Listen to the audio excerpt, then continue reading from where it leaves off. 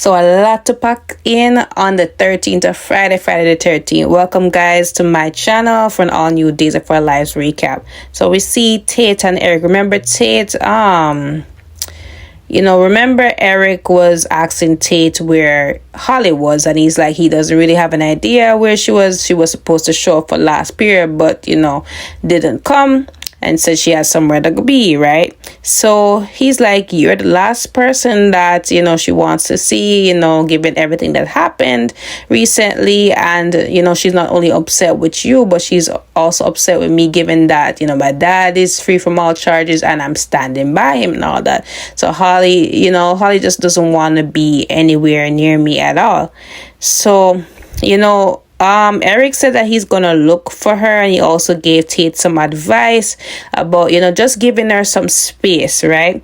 So while they're having this conversation, Sophia is just eavesdropping on the conversation, find out everything that happened, and she's just like, okay, this is my window to just swoop in and be there for Tate, and give him a shoulder to cry and all that, right? So she's at the water cooler just listening to their conversation. I'm like, I'm just sick of this character, honestly.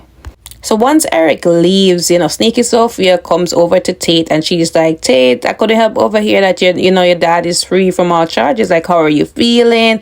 Pretending to be all concerned for him, right? So he's like, he's okay, and she's like, I heard what happened, with Holly and all that, but Holly can't be upset for you sticking by your dad, and I get that her aunt was affected and all that, but you were right for sticking by your dad, and she's just trying to boost him up and just try to give him a shoulder to cry on, as I was saying earlier. So he was confiding in her about what's going on between him and Holly, and things are going kind of are being kind of rough right now, complicated. So she hugs him and like, I am there for you, Tate, and all that. Don't worry, I got you. So she hugs him and starts smiling like, how vindictive can you be? But anyways, speaking of Holly, remember she went to see EJ on yesterday's episode, and she's just trying to find out, why the charges against Brady were dropped. And he's like, I'm sorry, Holly, I really would have loved to, arrest Brady and all that, but I don't have a lot of evidence to prosecute him. So she's like, what if I find some evidence? So he's like, that would be great, but like, there's nothing that we can do unless we can provide the missing car and all that. There's really not much to go with. And then my sister Kristen, made that happen, and we have no way to connect her to it. So it's just like a dead end. So she's already upset, given what she heard about Eric, and Eric being the one that took away her father from her. So she's just not in a good mood. So she tried to leave, and then EJ is like, I see that something else is bothering you. Like, what's up? So she did tell him that she just recently found out that Eric was the one who took away her father, and she just feels like it's unfair that Brady's getting away, and given what Eric did. And she's like, her mom really just looked out for herself and just what's benefiting her, Eric, and she just feel like she's left out. She's not prioritized. She left for Paris to have her happily ever after without her. So she just feels like, okay, her mother doesn't put her as number one priority. And EJ tries to defend her and all that, and he also tells her that he just received a divorce decree, and he did apologize to Holly for what he put her through by with the whole Jude saga and all that, and he is sorry for what happened to Nicole and Eric. And she's like, I understand and I get it now, because my mom always looks out for herself, and I get why you did what you did. And they had a good, moment, right? So EJ said that he's gonna just be there for her. So anyways, we see Kristen and Brady, because remember, Kristen warned Brady that EJ is out for him, and he's trying to find any piece of evidence to arrest him, right?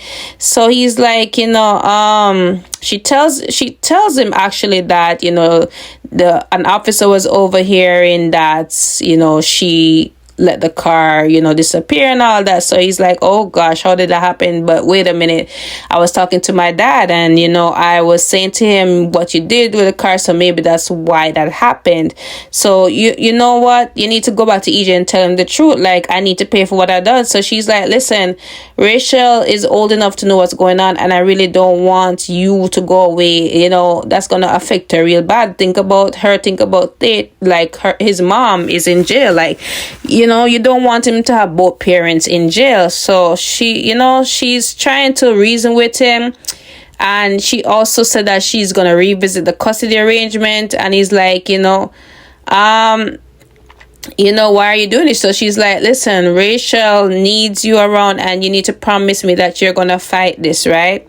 So he said, yeah, he's going to do that. And, she's going to work out a better arrangement so he can spend more time with his daughter. But deep down, we know that Kristen is doing it so that she can have her family back after 10 umpteen years. But anyways, let's go to Xander and Fiona. So they're outside they're in the waiting room waiting on Sarah because she's at her appointment with Marlena, trying to see if she can remember who was behind the wheel, who caused the accident. So Xander is just, he's on 10. He just wants Sarah to remember so that they can arrest Brady, even though he doesn't know for sure that it's actually Brady, and Sarah doesn't know. And he's just gunning though. He just wants somebody to be nabbed. And, unfortunately, Brady is the lamb to the slaughter. So he just wants blood. So Fiona tries to reason with him, even though she knows she's the one that did it. And she's like, be easy on Brady. He's your nephew, and we all messed up. You messed up, I messed up, and you gave me another chance, and I'm grateful for it. I'm grateful to be around my granddaughter, you guys. And he's like, don't worry about it. Like, I'm happy you're here. If it wasn't for you holding us down, like, I don't know how else we would have made it. So don't worry about it. So we see Sarah at, her appointment with Marlena, and, Marlena's trying to take her back to the night of the accident, and she's trying to help her to remember all the events that led up to the accident. And she said, she could remember how, where she was, and, the glaring lights, and, just the car wheels screeching and all that. But she's still, Marlena's like, do you see anybody by the wheel? And she's like, yeah, she sees somebody. So Sarah comes out of the appointment, and Xander's like, how did it go? Did you remember if it was Brady or not? So she's like, no, she couldn't remember. She still cannot make out the blurred image. So she's like, let me go wash my face. So Fiona's like, can I go with you? And she's like, no, I just need some time to breathe, right?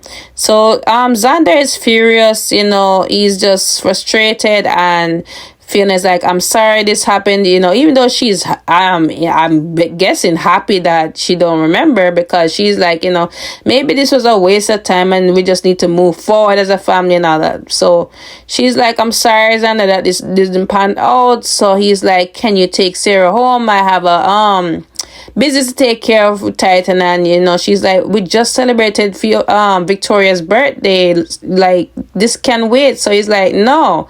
So he just went about. We don't know where he's going to, but he just go about it, right? So we see Kristen come into Marlena's office, and she gives her like a brochure, some pamphlet about Rachel's grandparent day event at the school. So she was asking Marlena if she and John would want to make it, support Rachel. And she's like, this is unexpected, but I'll gladly go. So anyways, she also said that she's looking about revisiting the custody arrangement she and Brady have, and giving him more time spent with Rachel. So she's like, what changed? So she's like, I really want Rachel to spend more time, given everything that's happened. She's getting older, more aware of things, and she misses him. So she's like, are you sure that's the reason you're doing it for? So she's like, are you trying to shrink me right now? Like, I've had different feelings for Brady over the years, love, hatred, mixed feelings, but it's like I can just never stop loving him. I can never stop, wanting to work it out with him. Like, I never will stop loving him. So Marlena's like, oh, okay. So anyways, she said, sorry about what's happening with Brady, and hopefully, things will get resolved. So we see at some point in the show, Eric comes over. He's looking for Holly, and Sarah surprises him because she thought he would be in Paris with Nicole and the baby, and he's like, "No, I'm here to support my brother." And she's like, "Oh, I get it." So he's like, "I'm so sorry about what happened to you, and it just makes me think about what I did to Daniel." Of course, that's a really sensitive subject, right? So he did tell Sarah that Holly knows and how the aftermath of that was, and she's like, "I'm really sorry that happened." So he's like, "How are you feeling?" So she says she's good. She's just trying to adapt to the new normal and all that. And they begin to start chatting about their lives right now, being content and being happy with the love of their lives and their babies and all that. Because remember, back in the day, they had a baby and the baby died, and it never worked out for the both of them, right? So remember that bat I was talking about that was at Victoria's birthday celebration? We see, Brady was at Basic Black. He was, I guess, writing up something. So Xander comes in and he's like, "Xander, what you doing here? How?" He's like, "I just came from Sarah's appointment." And he's like, "How did that go?" So he's like, "It went how it should be, and I have a bone to pick with you." He has the bat in his hand and said, "Look here, you remember when you said to Sarah that if you could trade places with her, you could? Then allow me to take you there, right?" So he starts using the bat and smashing a lot of things. And I think before that, Brady was telling him that he was sending in his letter of resignation. He's like, "No need for that. I sent the staff home, so we won't be interrupted if you start screaming." So as he was about to use the bat on him and like take him to the place where Sarah is right now, Fiona comes in. So Fiona is like, "You can't do this, Xander. Think about your wife, think about your daughter." So he's like, "Mom, like, listen to me, like, he's the reason why my wife can't walk and all that. Like, how can you be defending him, right? I listen, just like how he has a great lawyer, I can hire one. Like, I really do not care. Xander does not care. All he sees is red." So Fiona tries to stop him again, and she did make a confession and say, well, she did say she has a confession to make, and that stopped him from hitting Brady, right? So we don't know if she's gonna confess to actually putting Sarah where she is now in the wheelchair. But let's see what happens next week, or if she twist and turn the story even further. But I'm just really tired of her. Will this ever end? But anyways, guys, it's the weekend. I hope you be safe. Have a great weekend. I will see you guys next week. Don't forget to like, follow, and subscribe to my channel. Bye.